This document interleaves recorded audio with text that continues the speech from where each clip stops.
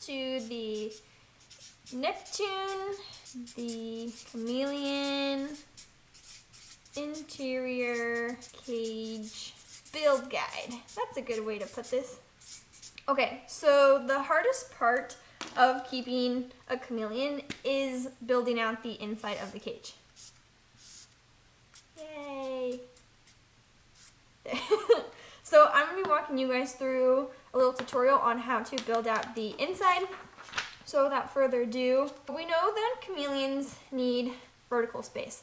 So we're going to have an enclosure that is up and down, nice and tall. The recommended size for most species of chameleon, this is going to be a veiled, Jackson's, panther chameleon, those three for sure. It's going to be 24 inches long by 24 inches deep by 48 inches tall. So we're just going to give ourselves a little draft here.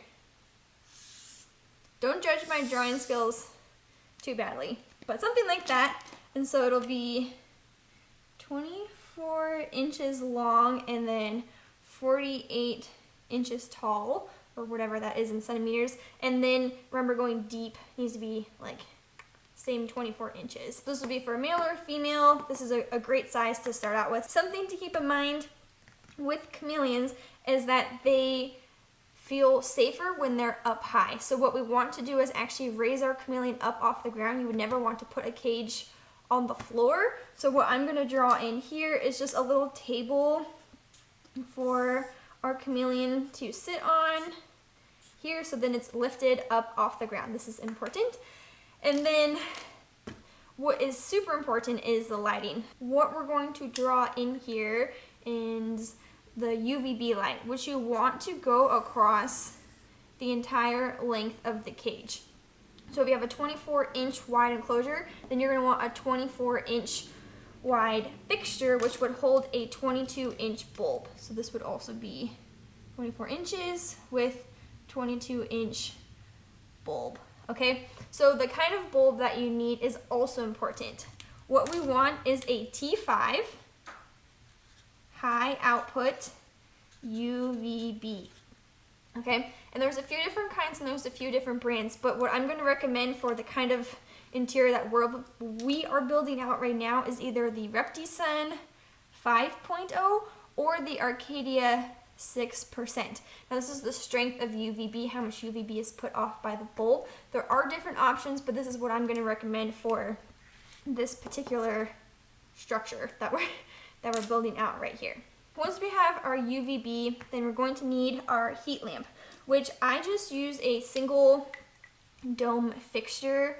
So let me see if I can draw this in here. Just a single dome, doesn't have to be fancy. There's like different sizes you can buy, but it honestly like doesn't really matter. So I put that straight onto the top of the enclosure. I know this is kind of tricky to see here, so I'll draw real quickly. If this is the top of the cage, so we're looking like a helicopter view, right? Looking into it. What I will do is either have my UVB going this way, but I actually run my UVBs diagonal and get like a 36-inch, because that'll fit. But you could do this way and get a 24-inch. Those are your two options with your UVB. And then I usually throw my heat bulb in a corner here, like that. I usually pick the back right corner. That's just what I do, but you could pick any corner really, but off to the side is great, so then you have gradients. So that's what I would do. So that's what I'm trying to draw over here, right? If you have a baby chameleon, which I'm going to assume most of you are, then you're going to want a basking temperature of low 80s, so like 80 to 85 degrees Fahrenheit would be ideal for your basking temperature. If you have an adult female, then you're probably going to want around 80, and if you have adult male, then like 85 to 88 would be good, but for babies you want that low 80. So you'll need whatever wattage of bulb that will give you those temperatures based off of where you put your basking branch, which we're going to talk about. But a good starting point is a 75 watt bulb, and you can like either drop down to the 60 or go up to a 100, whatever you need to get this temperature range. That's what you need, and make sure it's producing a white light. We do not want any red bulbs. Okay. Additionally, so these are the two you have to have. You have to have a T5 UVB and you have to have a basking bulb.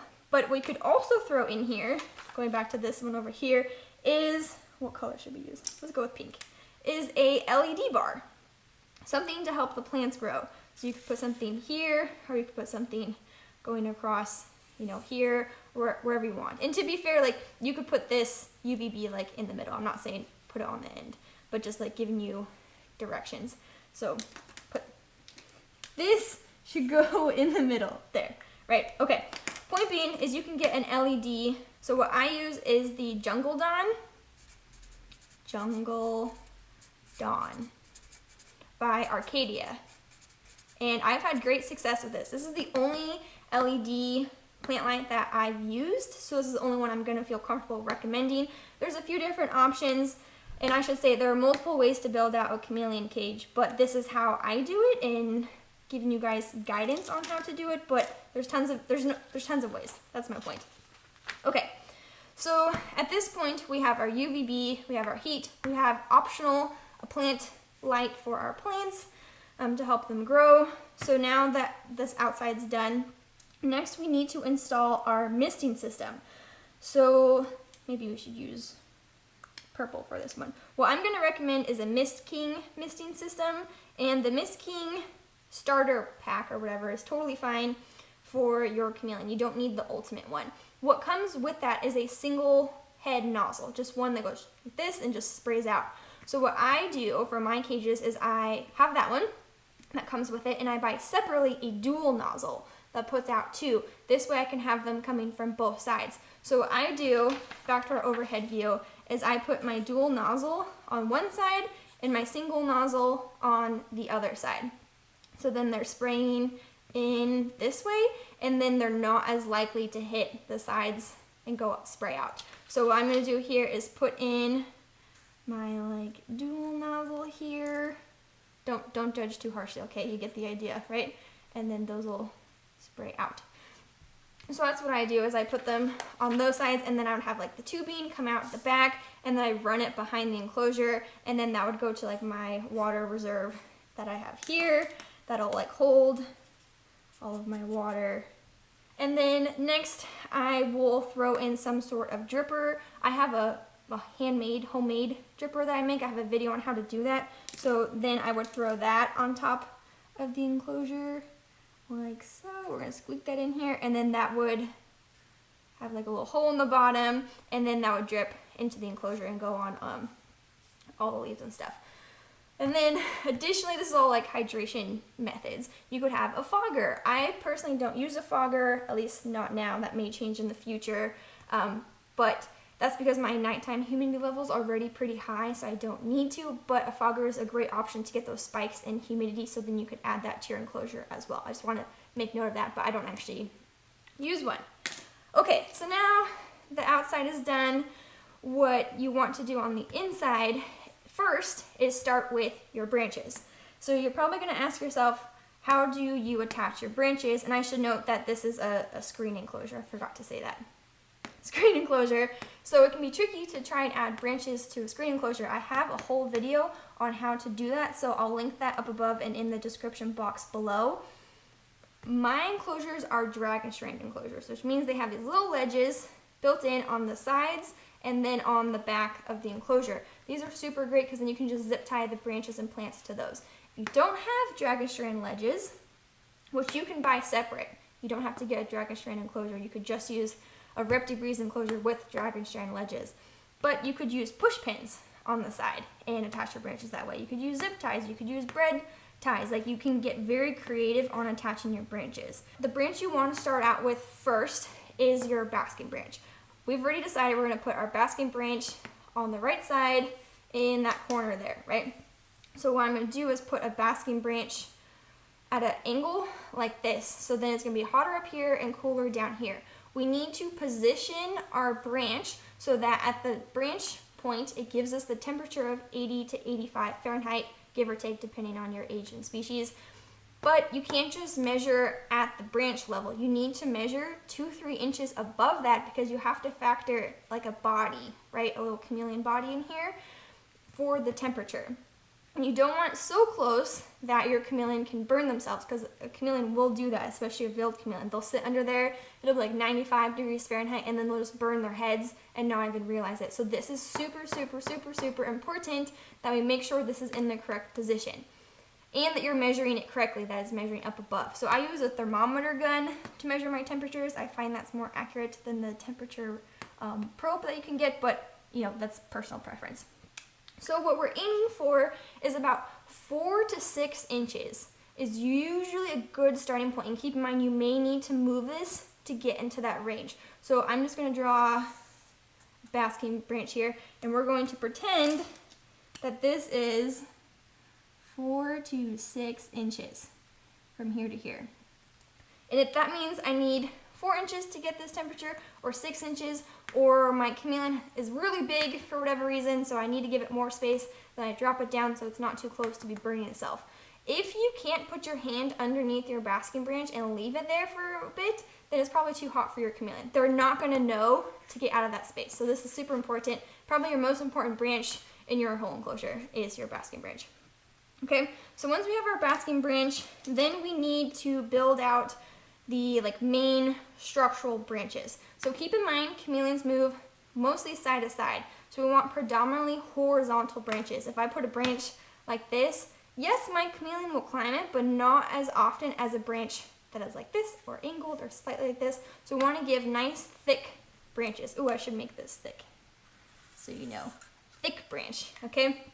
So then we're gonna throw in, I like to do 2 crisscross branches like this, and you could zip tie here and then attach it here, and then I do one going this direction, nice and thick. So these are big structural ones, and then I like to have one more going the opposite direction, going down to the bottom. And you're probably like, what? Chameleons are climbers, like why are they going down to the bottom? That's not the point. It's to give them options. Warmer up here, cooler down here, close to the UVB, far from the UVB. I give my chameleons options. They always use this branch when presented with it, so I always like to include it. Okay, then once we have the big branch, then we want to add in some little branches. So then maybe here I would add, like a smaller vertical branch here, just for funsies. And then I would add a smaller branch here, and a smaller branch, I'm just making this up, guys. Smaller branch here. There's no exact science to it. But keep in mind that this is how your chameleon's going to move around, is on these branches. And golden rule when building out a chameleon enclosure, any empty space is unused space.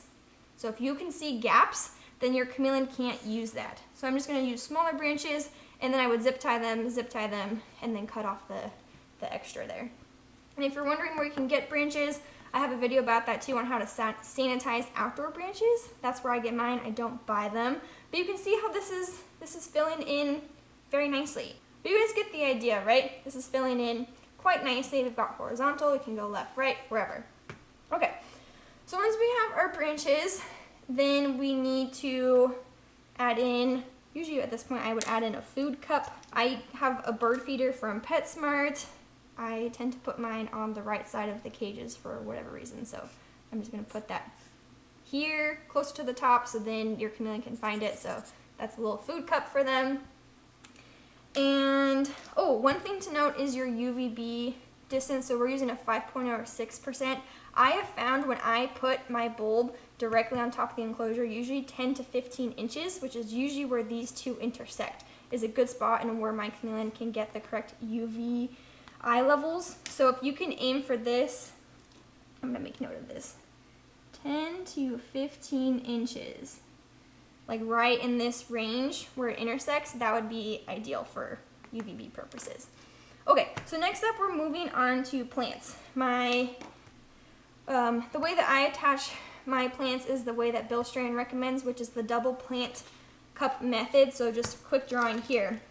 We will have 2 planter pots, one like these, and then we'll put another one inside that, and then this will be where the plant comes out, like that, okay? This outside pot is the one that gets slits cut into it, and then a zip tie. I always brown zip ties so then I can't see them. gets pulled through here and then wrapped around the branch and then tightened, right? So I cut slits on this outer pot and then zip tie this. Then this plant is in its own pot over here, right? Ooh, look at me, I'm a little plant. Okay, and then this is already chilling on the branch like so, okay?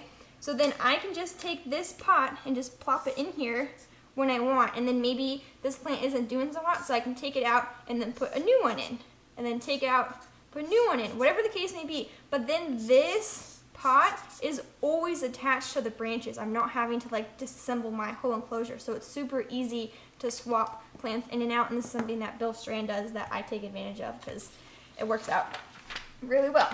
Okay, so back to our drawing. The number one plant that I recommend for a chameleon is a pothos plant. And I put mine in the opposite corner of my basking branch. So I would put a plant here, and this would be my pothos plant, which you can just pick up at like Home Depot or Lowe's. It's a super popular houseplant. But what's so great about the pothos plant is that they're super viney. So then I would have all these vines like coming off of it, woo, cascading down. Not only does this give my chameleon coverage and places to hide, but it also gives them things to climb. And there's like these little leaves that come off of it. Woo, super handy, my absolute favorite. All my enclosures have a pothos plant, and it does well with the heat in the UVB. Other plants would just shrivel up and die up here. So this is what I would recommend there. And once I have my pothos plant, then I want some big plant that I can put in the center that's going to be like a structural, sturdy plant. So what I have in my chameleon's enclosures right now is what's called a Hawaiian tea plant, but some other good options that people use are umbrella plants, money trees, a ficus, a weeping fig. Those are all good options. So I'm gonna put that here, and I just put it into a pot like so, and then it'll just go right down the middle like this, and then a Hawaiian tea kind of looks like that sort of. I realize that looks like a palm tree, but it actually has like pinky purpley, so it looks like that. But imagine like an umbrella plant or something. Just make sure you're picking a plant that'll do well with the water that a chameleon enclosure gets.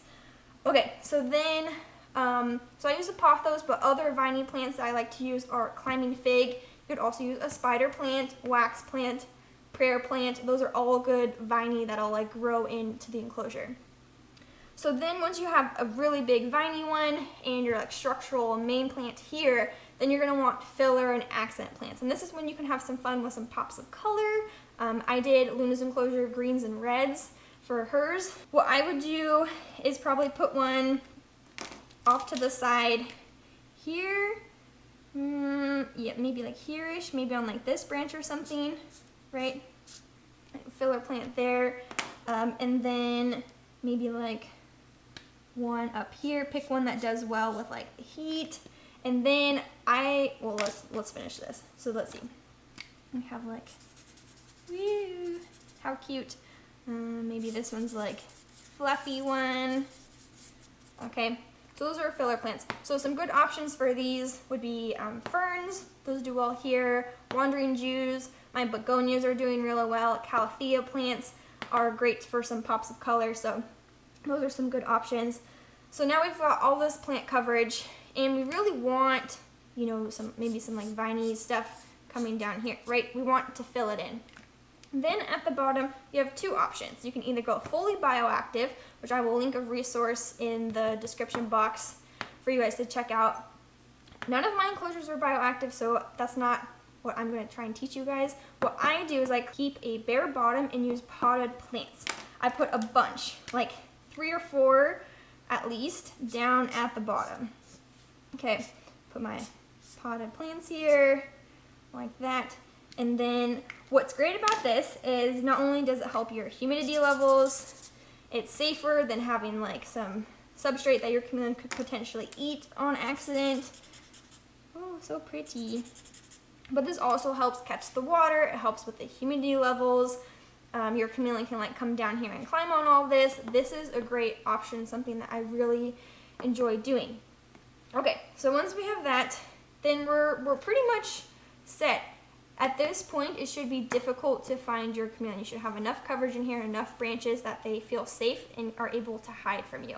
They're able to get out of their UVB and their heat. They've got good gradients. We're looking good. So some things to keep in mind is drainage. So as mentioned, these plants down here will help catch the water from like our dripper and mister and things like that. But what I also do is create some drainage for my enclosure. So what I do is I drill some holes at the bottom of the enclosure, and then this runs down a little pipe, and then it's caught in a bucket, a painter's bucket. And so then all my water, and this is usually under the table that they're on. So then this gets filled up with water, and then I can dump that, and then that kind of keeps my enclosure from getting water pulled up at the bottom. I would not recommend, pay attention, reptile carpet. Either do potted plants or bioactive, okay? Then, okay, so we got our water. Then, if you have a female chameleon, then you're going to want a laying bin. This is somewhere for her to lay her eggs. This is not a video on how to set up a laying bin. This is just a video on how to set up an enclosure. So if you have a female, you should include a laying bin in your enclosure for your female. And you have like little plants sprouting out so then she can climb onto it. Yay! Okay, so just make sure that's included because females do lay infertile eggs. Okay, and then just other things to note are that you should get outlet timers for your lights so then they will go off and on their own. So put a little clock there. Okay, so I get those for my lights. And then people have asked me before, I have backgrounds on all my enclosures. This is just on the back side, and these are like waterproof that you can get. And I got mine from petbackdrops.com, so you can check that out and then see if you want to add in a background, or you can just use the screen, but that can help water from spraying out the sides. I hope this is helpful in helping you build out your enclosure. If you enjoyed this video, let's see, be sure to like by giving thumbs up, subscribe. There we go. And then you can follow Neptune and all my chameleons on Instagram at Neptune the Chameleon. Yay! Thank you guys so much for watching. I hope this was helpful. Let me know if you have any questions down below. Otherwise, I will see you guys in the next video. Have a good day. Bye. Got this big stick, but I don't know how the heck I'm gonna fit this in there. Ooh, that'll work.